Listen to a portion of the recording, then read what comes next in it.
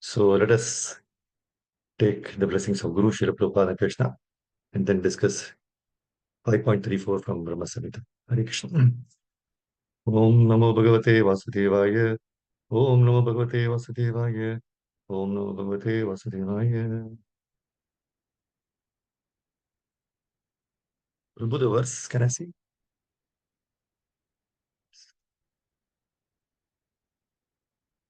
34. Yes, thank you.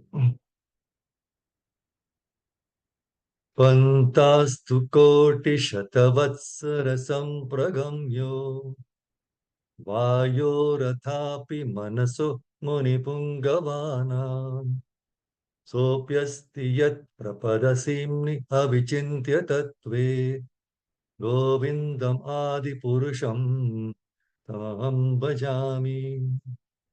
Pantastu koti shatavatsara sampragamyo vayoratapi manaso munipungavanam sopyasti yat prapadasimni avichintya tatve govindamadi purusham tamam bhajami.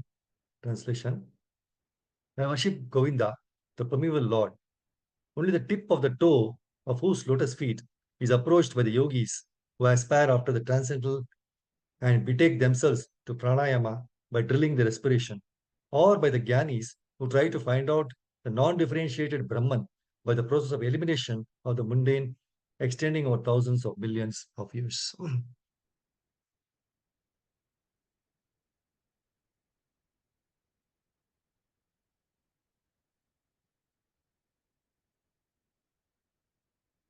So this is actually this Bhagavatam, I mean Brahma Samhita,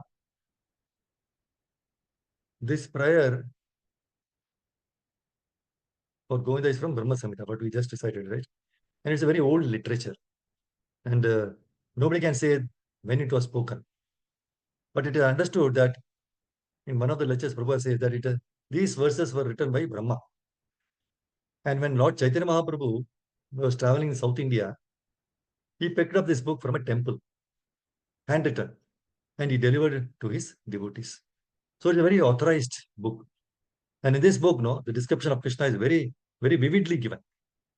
There his place, his activities, form, everything very nicely it is given there.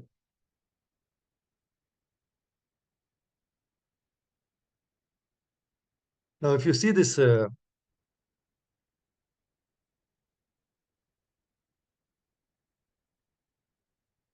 verse, this translation is very high English, right? So we'll try to discuss more easily how we can understand this verse. Okay.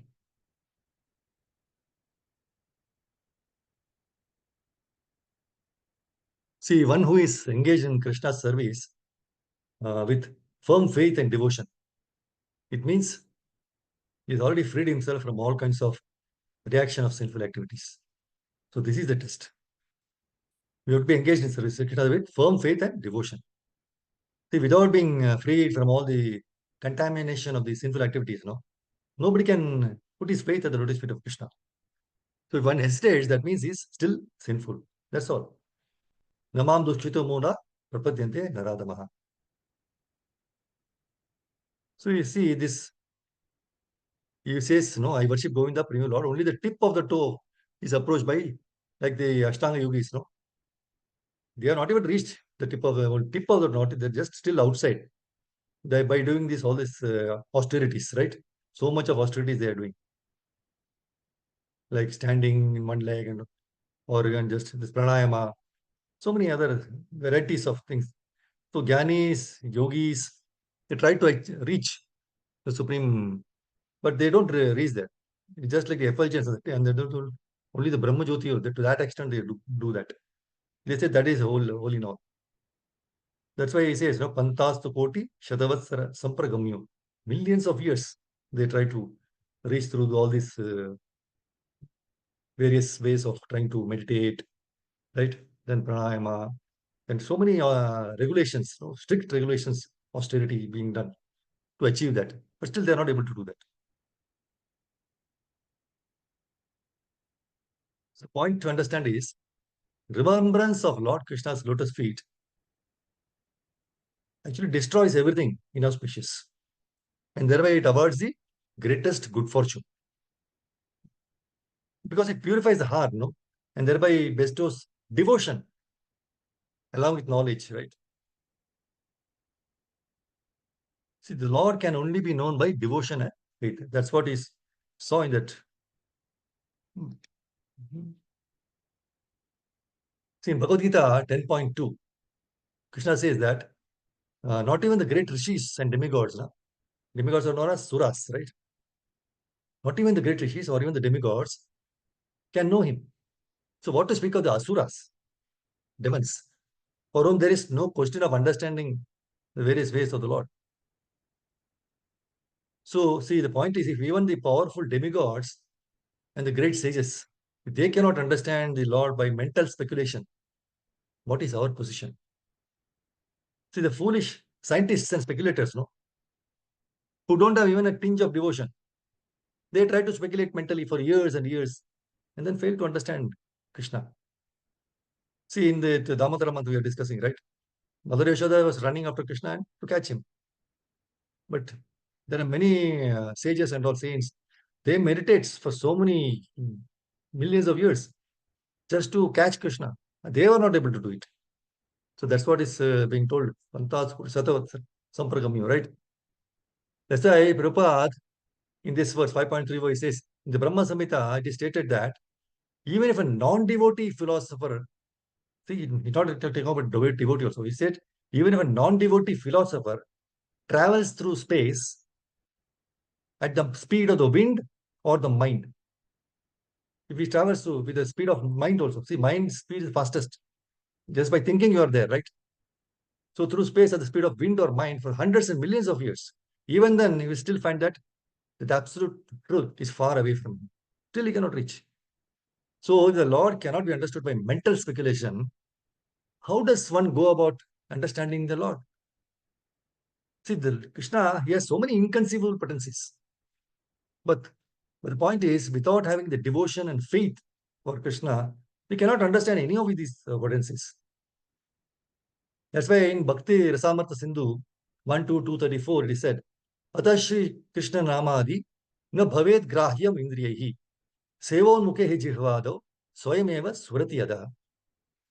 No one can understand the transcendental nature of the name, form, quality, and pastimes of Shri Krishna through his materially contaminated senses. Not possible. Everybody wants to say, show me, then I will believe. But first you have to qualify yourself to get. So Krishna is not so cheap. So only when one becomes spiritually saturated by transcendental service to the Lord, transcendental name, form, quality, and pastimes, then only Krishna will reveal. In fact, even in this Brahma-saṁhitā 5.38, it is given, Premanjana Churita Bhakti Vilochanena Santas Sadaiva Hridayeshu Vilokayanti.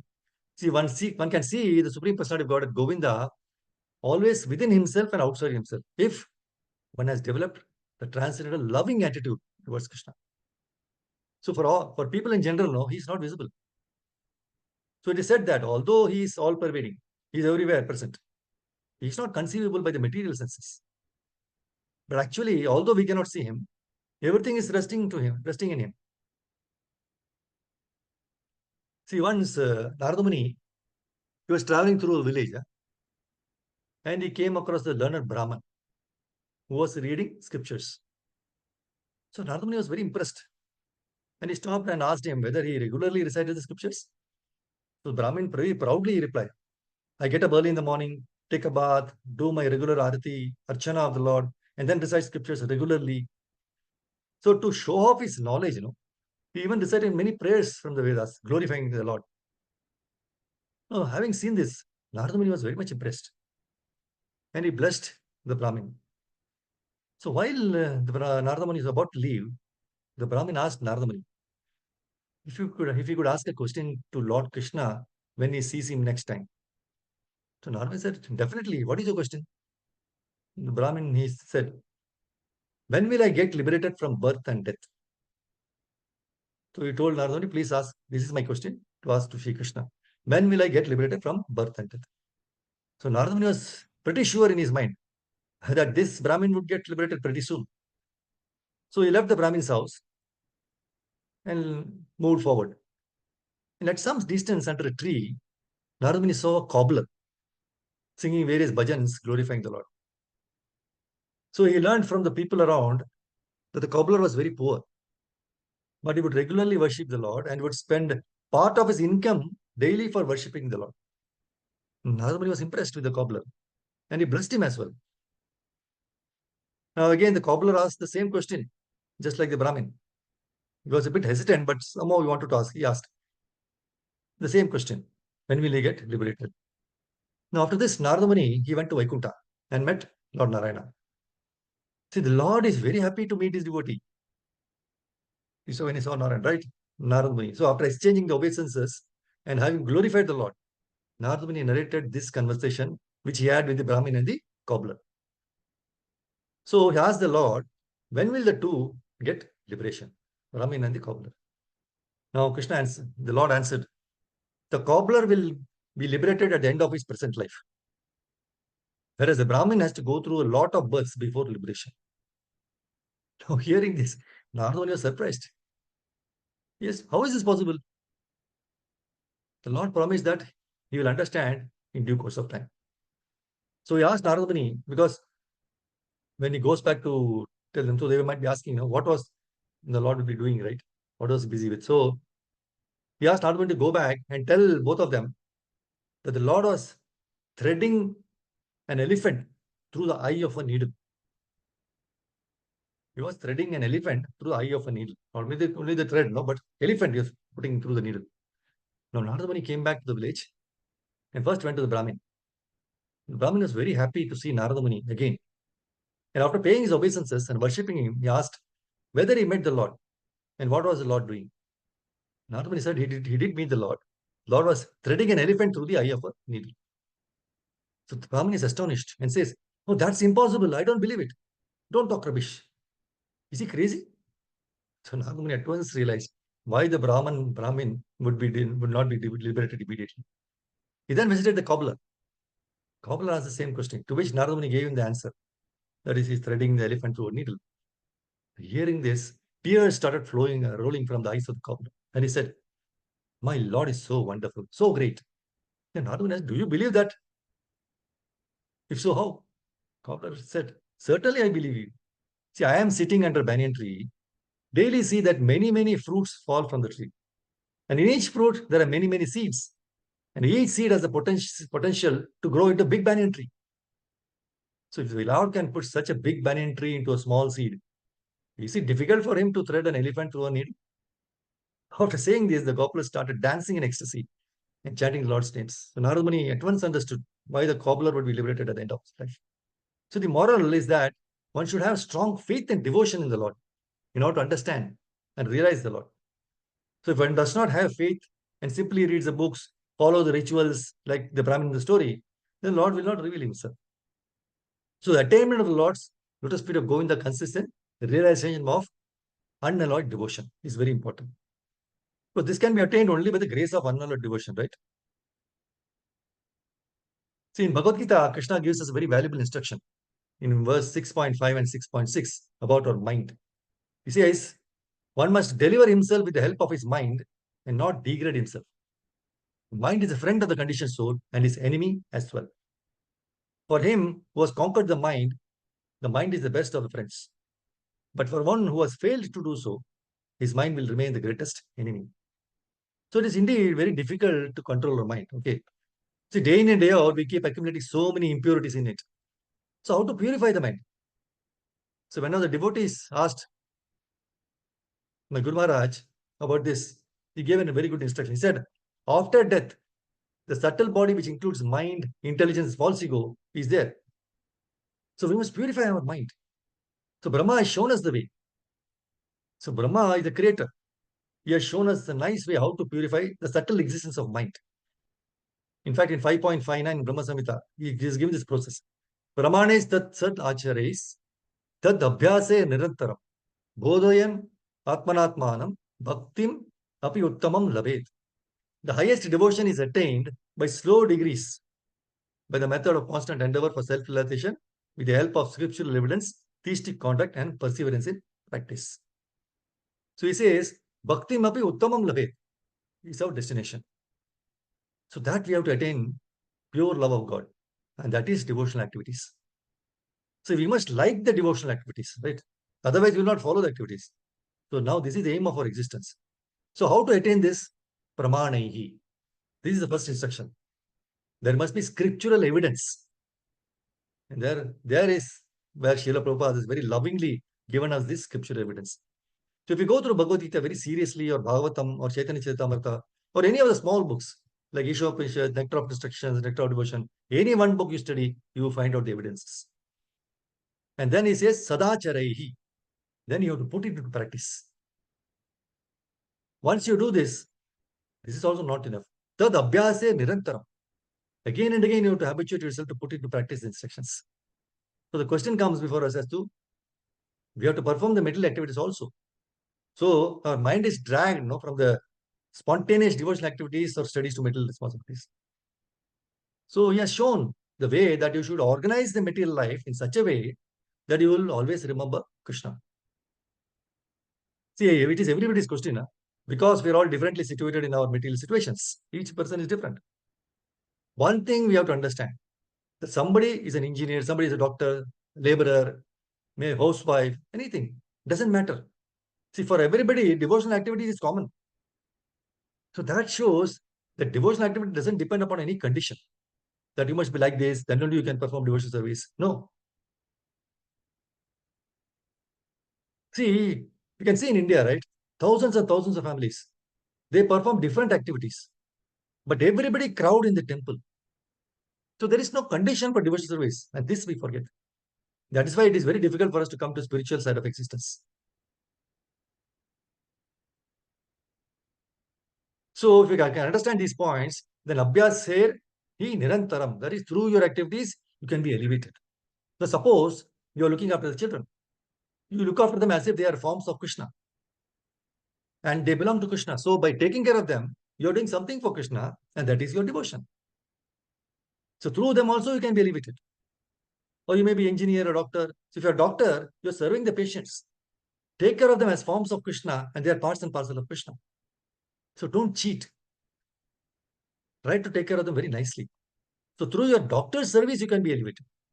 You may be a laborer working for a building. Do your activity very nicely and you will be elevated.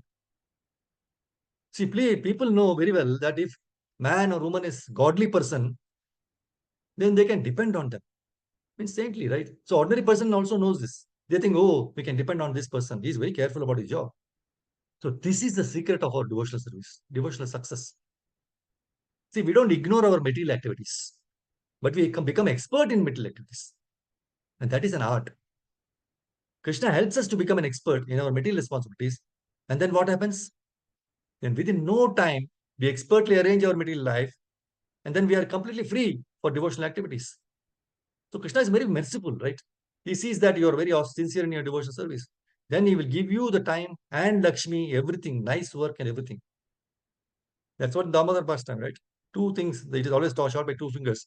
One is he's always looking at our endeavor, and then he will allow to bind him. See, he will be merciful. So because people will trust you. So everybody wants your work to be done, right? They know that a very godly person are very serious and are not attracted to this or that. So this is how our work also, our material responsibility also become helpful to us to increase devotional activities. So it is only through ignorance that somebody may believe that material activity is an impediment and they may completely stop and come to devotional activity. No, that is carelessness. Let's just leave everything and only chanting, go to Himalayas and chant. No, you have to have the family responsibilities, everything has to be done. So we have so many examples that such people are not successful in the devotional activities when they just leave it like that. This carelessness is not Krishna consciousness. See, we have seen in many parts of the world, there are so many people who are very serious devotees.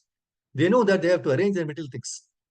They're not neglecting the responsibilities, and at the same time, they're doing the devotional activities also.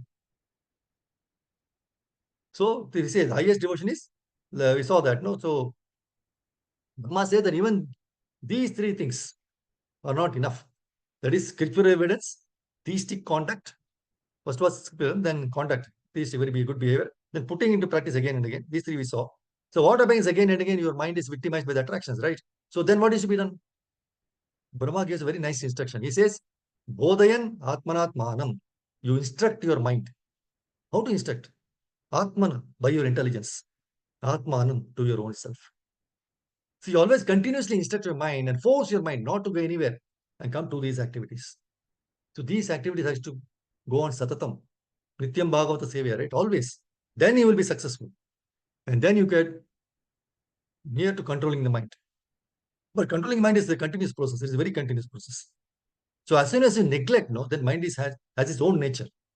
Bodhayan, continuously instruct the mind and regularly regulate your life in whichever way we can regulate, and then it will definitely help you.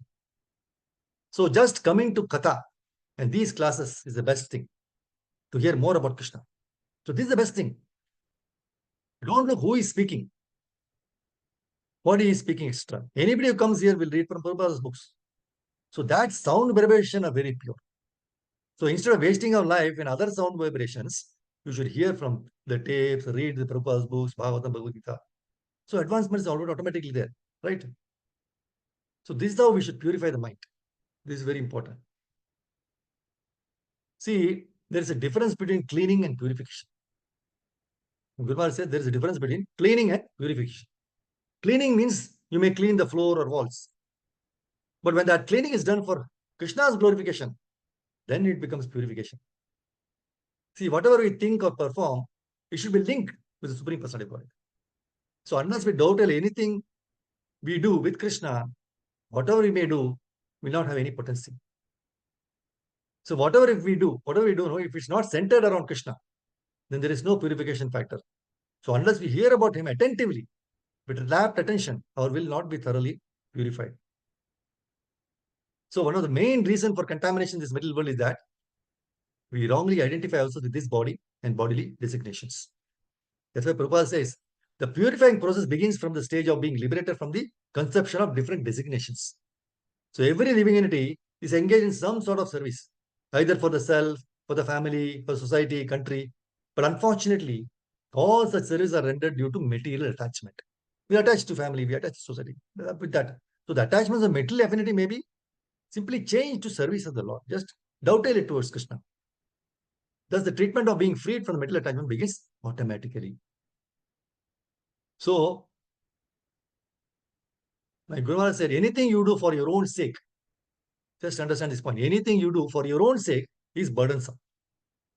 Anything you devote it for Krishna, linked with Krishna, then it becomes very light. Otherwise, every step of our life becomes burdensome when not dedicated to Krishna.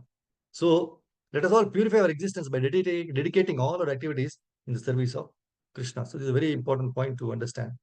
So, this verse talks about getting out of, right?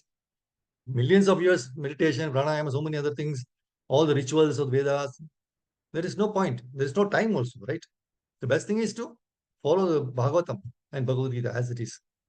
Just absorb yourself in this and you can see how you can come out of the material contaminations. Thereby, you can organize your daily life in such a way that you have enough time for doing your devotional service, chanting Hare Krishna, Krishna Krishna, Hare Hare, Hare Ram, Ram Ram, Hare, or reciting shlokas, hearing Krishna Katha, offering bhoga and taking next prasadam, associating with devotees. All this can be very comfortably done. Otherwise, when you come for a program, your mind is also always thinking of, oh, what happened to that? Or how can you do that? You're already in so many other things. But you're there, but your mind is not there. So if you do organize everything very nicely, materially, then everything, it is easier for your devotional service. So I'll stop here. Thank you very much, Father. Hare Krishna, Grantaraj, Srimad Bhagavatam ki jai. Prabhupada ki jai.